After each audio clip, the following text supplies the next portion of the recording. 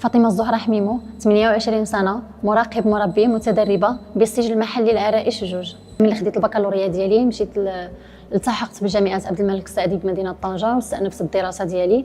وبعد ذلك ملي خديت الإجازة ديالي حالفني الحظ في المندوبية العامة لإدارة السجون وإعادة الإدماج. سميتي أمينة مرشلي، السن ديالي 62 سنة، حاصلة على دبلوم الدراسات العليا المتخصصة في إعادة تربية الجانحين. خلال هذه المدة ديال 30 سنة اللي اشتغلت بالمندوبية العامة لإدارة السجون، تدرجت بعدة رتب. أنني دخلت في البداية ديالي مديرة من الطبقة الثالثة، وخرجت التقاعد برتبة مراقب عام. Safa Benhamad, j'ai 32 ans, je suis commandant éducateur principal à la DGAPR. J'ai fait une double formation à l'Université de Bourgogne en France. J'ai eu un master de recherche en psychologie sociale et ensuite j'ai décidé de rentrer au Maroc pour postuler pour un doctorat.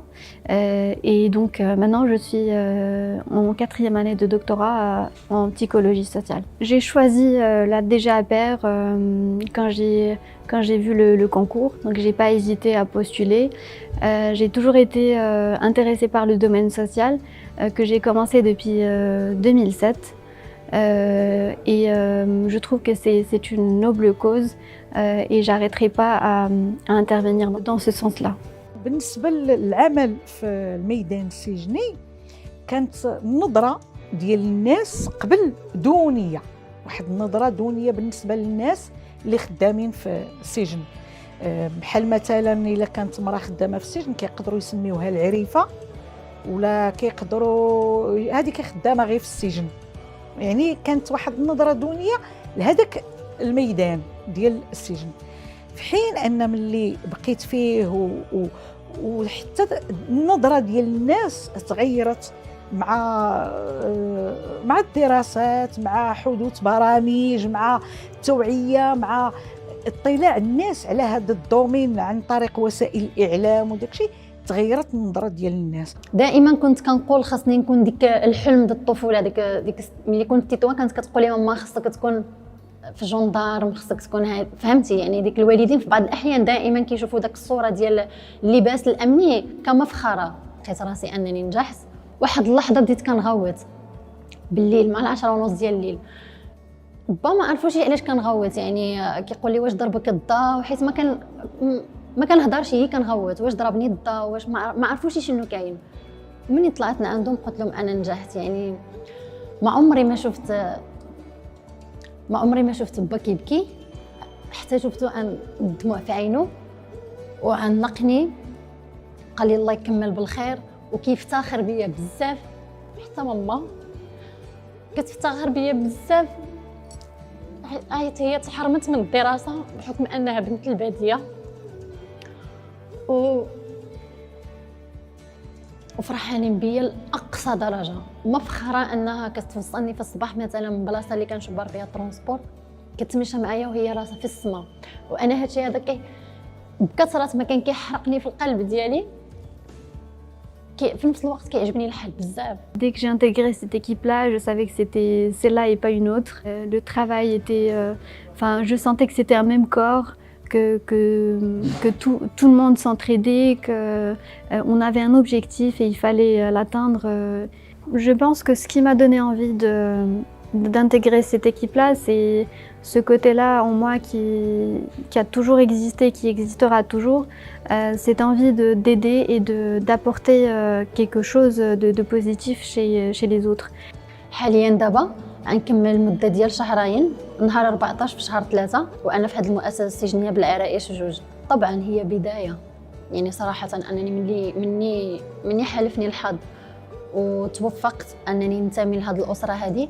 ان شاء الله بحول الله خاصني نكمل، وكنتمنى نكمل الدراسه ديالي بالدرجه الاولى، ونحاول ما امكن نطور من نفسي وناخذ الحاجه اللي مزيانه، وهي كاينه غير الحاجه اللي مزيانه في هذه المندوبيه العامه لاداره السجون واعاده الادماج، باش نمشي في المسيره المهنيه ديالي مزيانه. وحتى انا يجي واحد النهار ونكون يعطيو بيا المثل، نقولوا بلي هاد الانسانه هذه حتى هي راه تبارك الله راه كان فضل عليها تقدم بزاف ديال الحاجات اللي مزيونين للمؤسسه السجنيه.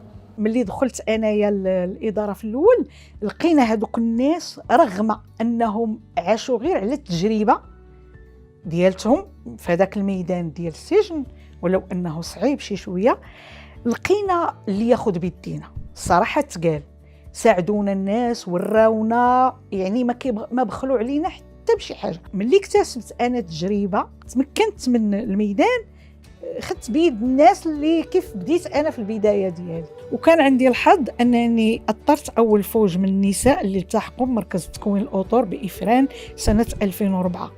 Grâce aux anciens, on a pu justement apprendre de leur expérience et peut-être échanger sur plein de questions, plein de sujets et partager nos visions par rapport à ces sujets.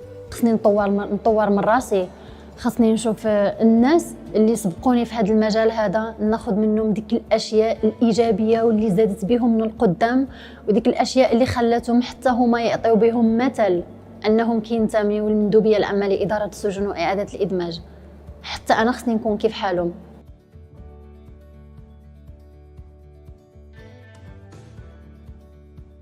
من بعد التقاعد ديالي لقيت واحد شويه ديال الوقت اللي نمارس فيه الهوايات ديالي، بحكم انني ساكنه حدا البحر. البحر كيمثل لي واحد العالم ديال الهدوء والسكينه، ولو انه الامواج فيه هو تتلاطم وكتعطي واحد الصوت، ولكني كتريح النفس وكتريح الذات. هذا هو اللي كيشكل لي البحر، وكتشوف واحد النظره اللي لا نهايه فيها، يعني واحد الافق كتبقى تشوف فيه طويل، ما عندوش واحد القرار وما عندوش واحد النهايه. صراحه الرياضه كان عندها فضل كبير باش انني ندخل لهذا المجال هذا، وهي اللي ساعدتني، يعني باش نكون انا من بين جوج ديال الناس، انا الثانيه من جهه طنجه تطوان الحسيمه، راه شي حاجه اللي مزيونه بزاف بزاف بزاف. ملي كنت ستيتو هذيك 21 سنه 22 سنه كانوا اقسام في النادي القصري، ولكن كل ما كنكبروا يعني كنوليو شابات وهذا صافي، ما يعني كتولي كهوايه. ملي كيكون عندك مثلا وقت الفراغ كتمشي تزاوله. En dehors de la DGAPR, je suis musicienne. J'étais sportive de haut niveau. Je faisais de la natation et sinon je fais aussi de la moto. Ça fait 21 ans que je pratique ce sport-là. J'ai commencé avec des petites motos. Ensuite, comme ça ne me suffisait pas et que je recherchais toujours plus, je suis passée à de plus grosses cylindrées. Ce que la moto m'apporte, je pense, c'est un sentiment de liberté, c'est un sentiment de maîtrise. J'ai justement l'impression qu'au moment où je suis sur ma moto, je perds la notion du temps. C'est vraiment le présent, le moment où je suis sur ma moto, où je conduis, et les sensations qui sont autour, et c'est tout. ملي مشيت من داك التيران د السبور، واخا كنت كنشوفو كبير بزاف، سبحان الله ربي الحبيب عطاني واحد القوه والله يسهل على اي واحد. والانسان اذا كان كيتمنى واحد الحاجه اكيد ايوصل لها بجهد الله سبحانه وتعالى. كانت عنده حسن نيه، ربي ارزقه على ديك حسن النيه وشويه ديال المجهود وشويه ديال الامل والثقه في الله سبحانه وتعالى، سيدي ربي كيسهل. Je fais 1m54 pour 42 kg. Conduire une moto qui pèse dans les 200 kg, pour la majorité des gens, si ce n'est la totalité des gens, c'est quelque chose de presque impossible. Et si j'ai pu réaliser ça, c'est que je peux tout faire dans le domaine du travail, et que à partir du moment que j'ai des objectifs bien fixés et bien tracés, je pense que rien ne m'interdirait ou rien ne m'empêcherait de les réaliser.